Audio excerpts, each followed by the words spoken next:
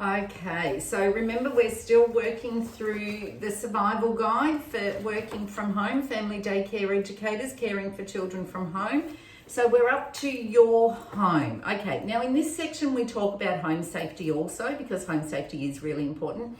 But one of the things that I want you to think about in this section when you're building your brand or you're building your business plan or you're planning your program or whatever it is, your home, no matter the design or the garden or whatever, your home will have a particular, I know, like for example, my home, if I were to do it here, I probably wouldn't want babies. Like I like antiques and I like, all sorts of things. And I like that sort of out. I'm not a good baby person anyway. I'm better off with older children. So the way I live my life, the way my interests lie, the way my home is set up, it really is for children that are a little bit more mature. So then in that case, my home would cater better for older children than it would younger children. And I can supervise the home much better if I've got children in the back play area. I don't have to worry about sleeping arrangements. So that's me, and that's for my home. So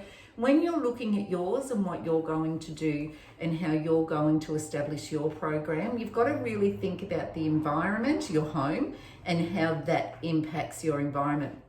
Look, you might have, I worked with one educator who had a granny flat at the back of her home, and she used that as her educational program. So she was really well set up to have younger group and an older group. So the way she would do it, she was able to supervise the younger children while they were sleeping. She was able to engage with the older children and still do that. So her home, her facility, it just worked well for her that way. Whereas if you look at my home, how mine is set up, mine would work better for older children.